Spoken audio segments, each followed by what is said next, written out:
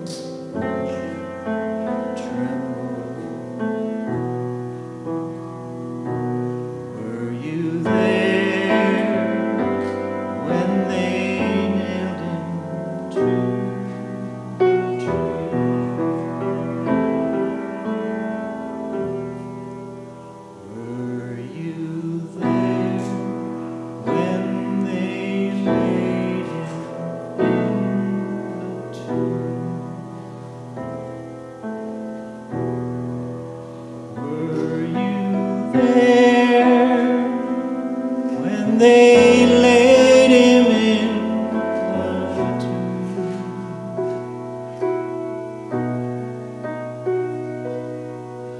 Oh,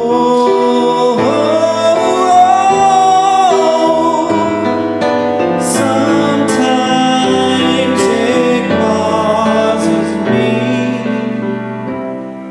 to tremble, tremble.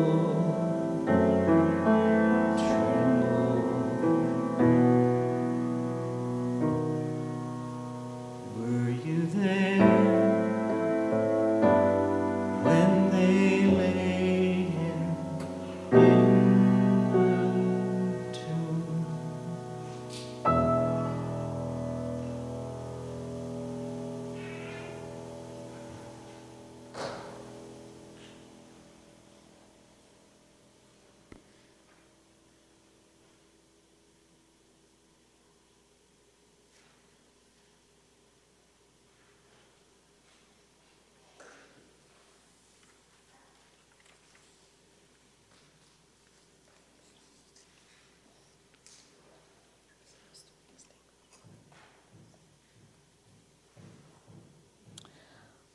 The first reading is from the Gospel of Matthew, chapter 26, verses 57 through 68. Those who had arrested Jesus took him to Caiaphas, the high priest, where the scribes and the elders had gathered. But Peter was following him at a distance, as far as the courtyard of high priests. And going inside, he sat with the guards in order to see how this would end. Now, the chief priests and the whole council were looking for false testimony against Jesus so that they might put him to death. But they found none. Through many false witnesses came forward. At last, 2 came forward and said, "This fellow said, I am able to destroy the temple of God and to build it in 3 days." The high priest stood up and said, "Have you no answer? What is it that they testify against you?" But Jesus was silent. Then the high priest said to him, "I put you under oath before the living God. Tell us if you are the Messiah, Son of God." Jesus said to him, "You have said so. But I tell you, from now on you will see the Son of Man seated at the right hand of power and coming on the clouds of heaven." Then the high priest tore his clothes and said, "He has blasphemy. Why do they still need witnesses? You have now heard his blasphemy. What do you think?"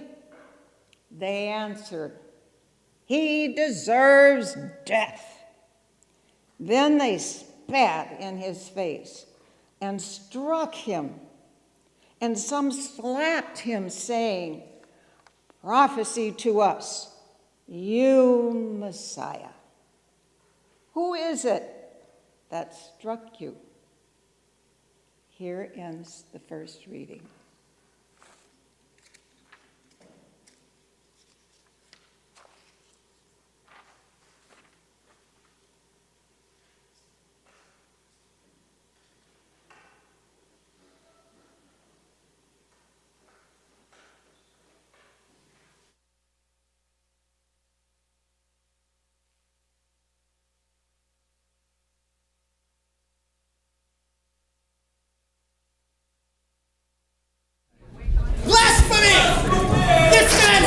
in blasphemy! Why do we need any more witnesses? Guilt.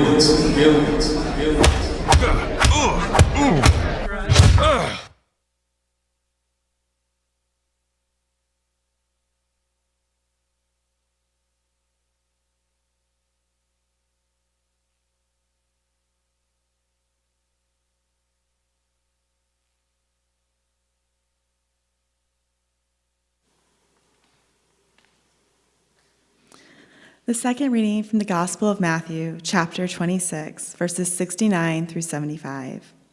Now Peter was sitting outside in the courtyard. A female servant came to him and said, "You also were with Jesus the Galilean." But he denied it before all of them, saying, "I do not know what you are talking about." When he went out to the porch, another female servant saw him, and she said to the bystanders, "This man was with Jesus the Nazarene." Again, he denied it with an oath. "I do not know this man." After a little while, the bystanders came up and said to Peter, "Certainly you are also one of them, for your accent betrays you." Then he began to curse, and he swore an oath, "I do not know the man." At that moment, the cock crowed. Then Peter remembered what Jesus had said, "Before the cock crows, you will deny me 3 times." And he went out and wept bitterly. Here ends the second reading.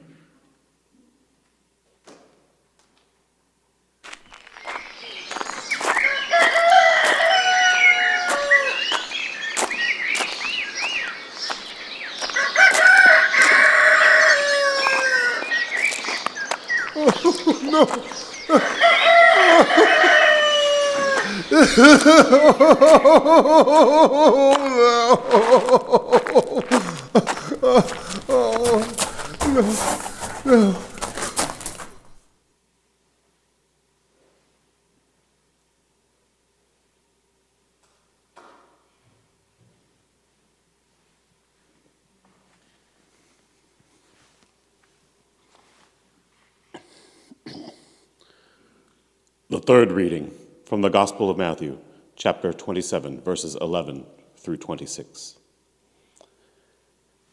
Now Jesus stood before the governor, and the governor asked him, "Are you the king of the Jews?" Jesus said, "You say so." But when he was accused by the chief priests and elders, he did not answer. Then Pilate said to him, "Do you not hear how many accusations they make against you?" But he gave him no answer, not even to a single charge, so that the governor was greatly amazed. Now at the festival, the governor was accustomed to releasing a prisoner for the crowd, anyone whom they wanted. At that time, they had a notorious prisoner called Jesus Barabbas. So, after they had gathered, Pilate said to them, "Whom do you want to release for you, Barabbas or Jesus who is called the Messiah?" For he realized that it was out of jealousy that they had handed him over. While he was sitting in the judgment seat, his wife sent word to him, "Have nothing to do with that innocent man, for today I have suffered a great deal because of a dream about him." Now the chief priests and the elders persuaded the crowds to ask for Barabbas and to have Jesus killed. The governor again said to them, "Which of the 2 do you want me to release to you?" And they said, "Barabbas." Pilate said to them, "Then what should I do with Jesus, who is called the Messiah?" All of them said, "Let him be crucified." Then he asked, "Why? What evil has he done?" But they shouted all the more, "Let him be crucified!" So when Pilate saw that he could do nothing, but rather that a riot was beginning, he took some water, and he washed his hands before the crowd, saying, "I am innocent of this man's blood. See to it yourselves." Then the people, as a whole, answered, "His blood be on us, then and on your children." So he released Barabbas to them. And after flogging Jesus, he handed him over to be crucified. Here ends the third reading.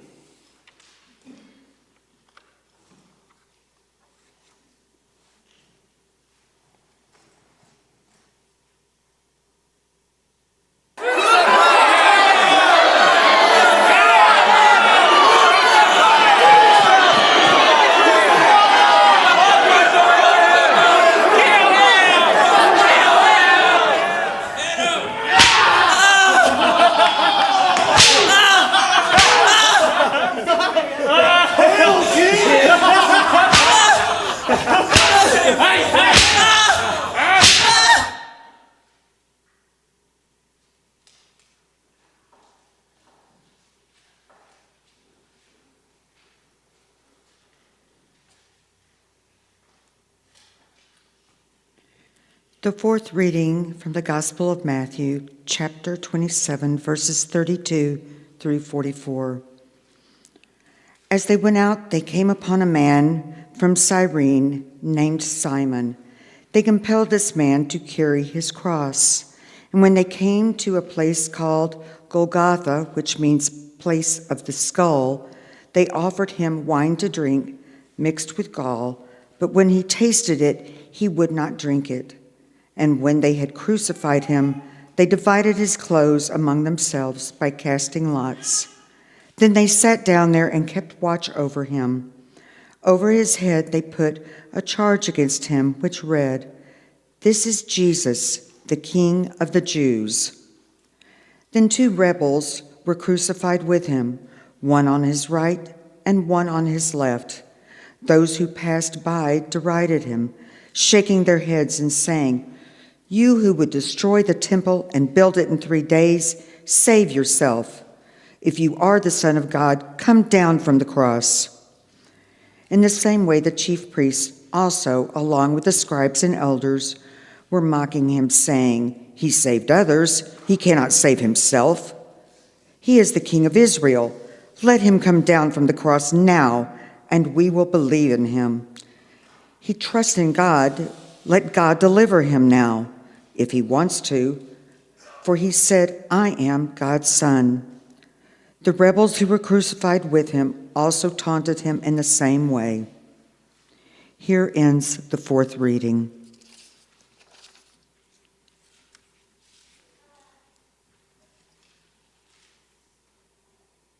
All right, straighten out the arm. Ready?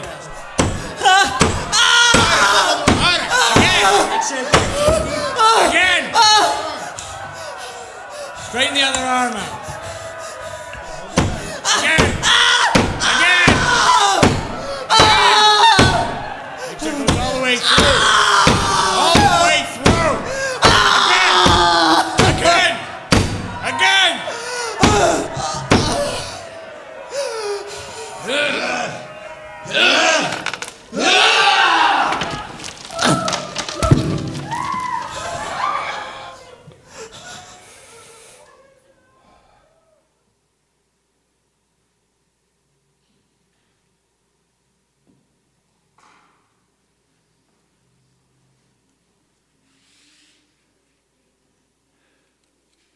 The fifth reading from the Gospel of Matthew, chapter 27, verses 45 through 54. From noon on, darkness came over the whole land until 3 in the afternoon. And about 3 o'clock, Jesus cried with a loud voice, "Eli, Eli, lema sabachthani." That is, my God, why have you forsaken me?" When some of the bystanders heard it, they said, "This man is calling for Elijah." At once one of them ran and got a sponge, filled it with sour wine, put it on a stick, and gave it to him to drink. But the others said, "Wait, let us see whether Elijah will come to save him." Then Jesus cried again with a loud voice and breathed his last. At that moment, the curtain of the temple was torn in two, from top to bottom. The earth shook, and the rocks were split. The tombs also were opened, and many bodies of the saints who had fallen asleep were raised. After his resurrection, they came out of the tombs and entered the holy city and appeared to many.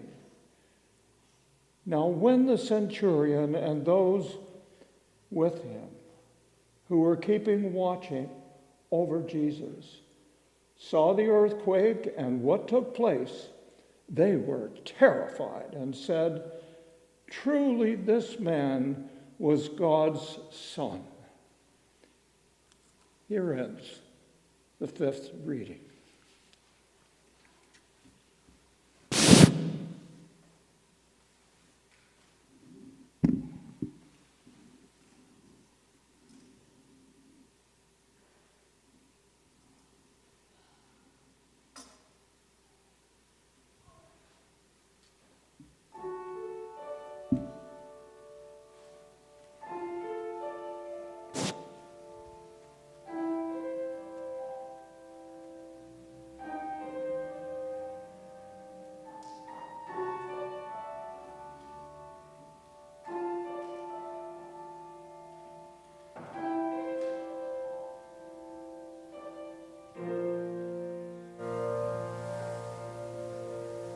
Dark day, crowning, screaming, chanting, sounding in my ear,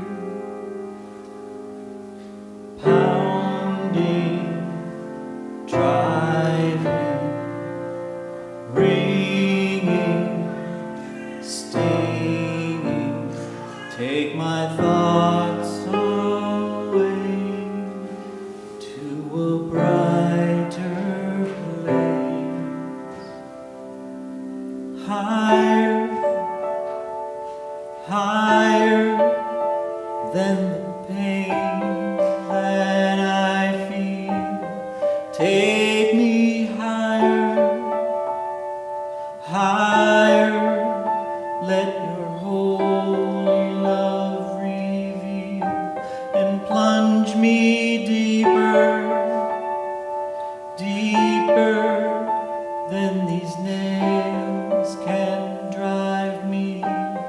Take me higher, higher, Father.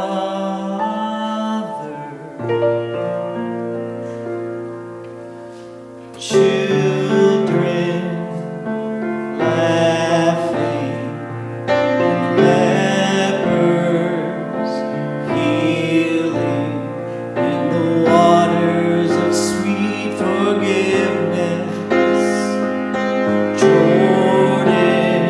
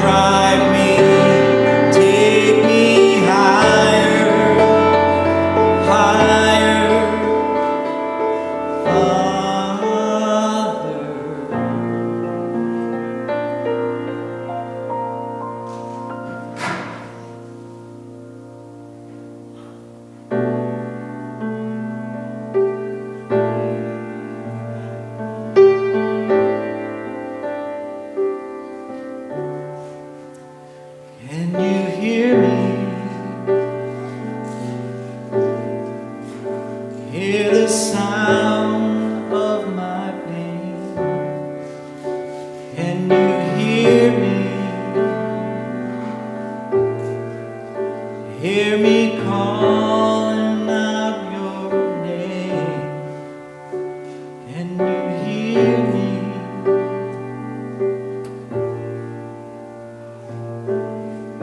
I can hear you.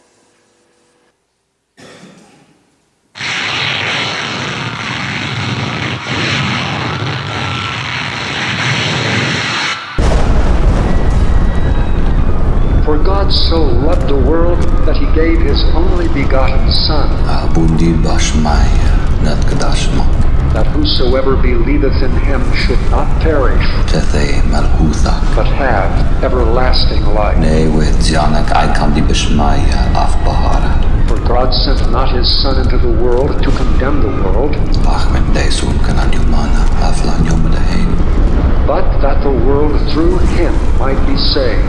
Vashbuklan Khevine Aikanadafhanan Shubuklan He that believeth on him is not condemned, Ulu Elan Ladasiana but he that believeth not is condemned already, Lachain Atzel Amen Misha because he hath not believed in the name of the only begotten Son of God.